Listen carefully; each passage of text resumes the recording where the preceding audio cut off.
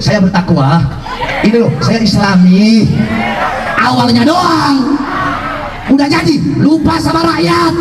Yang makmur bukan rakyat, yang sejahtera bukan rakyat, yang makmur asing, yang makmur perutnya sendiri, yang makmur partai politiknya. Kita bangsa dan rakyat menjadi budak di negara dan tanah air kita sendiri, saudara-saudara.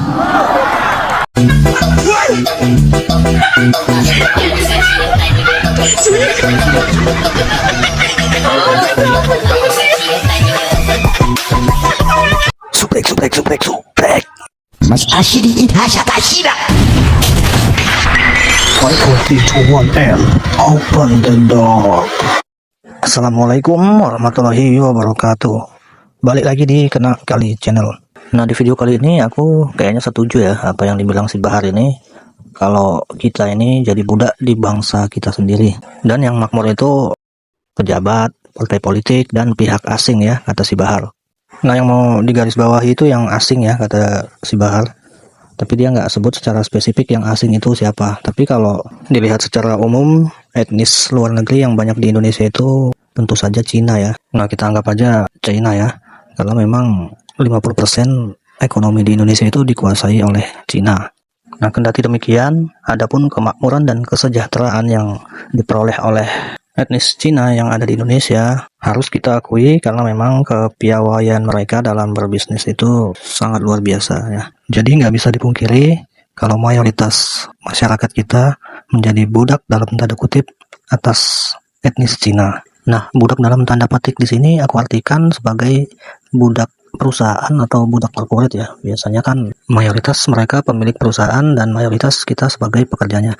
Termasuk aku juga pernah bekerja di perusahaan asing, perusahaan etnis Cina juga. Nah, jadi kita sebagai karyawan atau pekerja dari perusahaan mereka.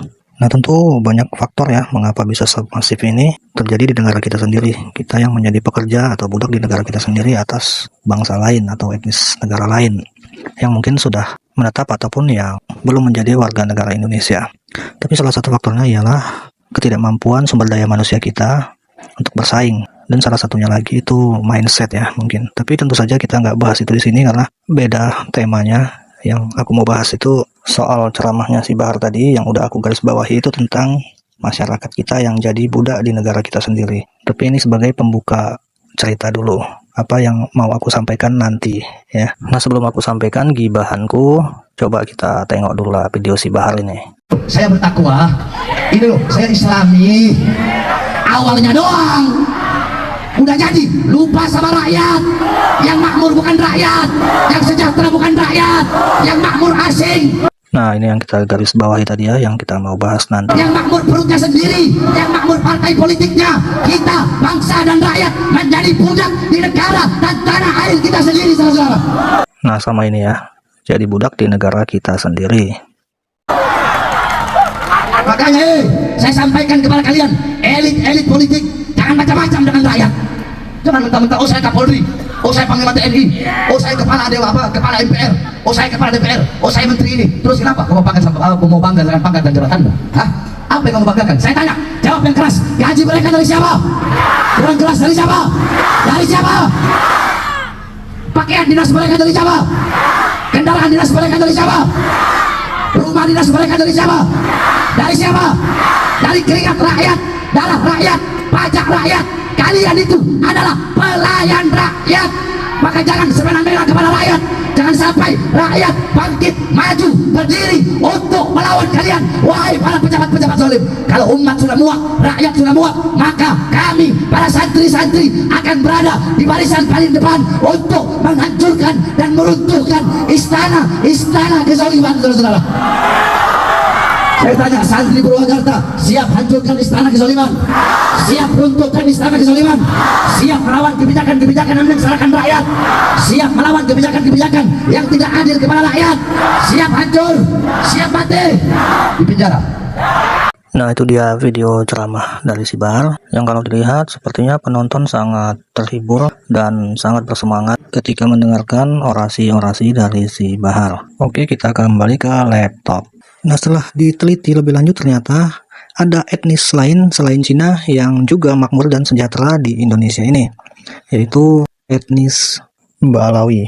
Ba'lawi merupakan diaspora masyarakat Hadrami yang berasal dari Hadramaut, Yaman. Kita nggak bahas sejarahnya, tapi yang kita bahas keberhasilan mereka memperdaya masyarakat Indonesia dengan membawa atribut-atribut agama dan cerita-cerita kesaktian-kesaktian leluhur mereka. Mereka berhasil membuat masyarakat Indonesia tunduk dan secara sukarela mau melayani mereka dengan tenaga, bahkan dengan hartanya. Dan hebatnya lagi, bangsa dan keturunan Yaman ini mendapatkan puja-puji dan penghormatan yang setinggi-tingginya sampai masyarakat Indonesia rela menciumi kaki mereka. Nah, ini ada beberapa cuplikan video yang memperlihatkan betapa gigihnya masyarakat kita yang rela mengorbankan jiwa raga, tenaga, waktu, pikiran, bahkan harta mereka hanya demi mendapatkan sebuah angan-angan dari keturunan Yaman ini.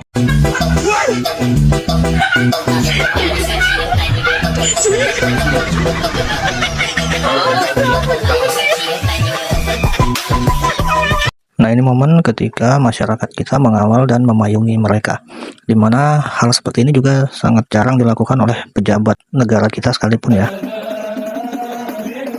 Kayaknya mereka juga punya pasukan sendiri ya Pak. Nah, itu dibantu polisi juga. Nah, sering ada yang mayungin juga ya Pak. Itu nandakan kalau itulah yang jonggolnya gitu kan. Nah, ini juga Pak, luar biasa kali ya Pak penyambutan untuk mereka-mereka ini.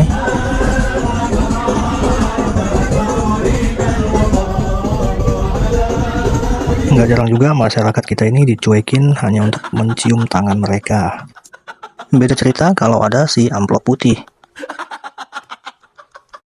Dan puncaknya masyarakat kita akan memberikan sebagian hartanya, hasil kerja kerasnya, hanya untuk angan-angan semu. Nah, ini beberapa contoh yang dibilang si Bahar tadi, kalau kita jadi budak di negeri kita sendiri. Dan bukan hal baru kalau di negeri ini begitu mudahnya menghimpun dana yang begitu besar untuk keagamaan, khususnya agama Islam, di mana dana itu bisa digunakan untuk acara peribadatan, untuk membangun sekolah, pondok pesantren, masjid, dan lain-lain, termasuk majelis-majelis.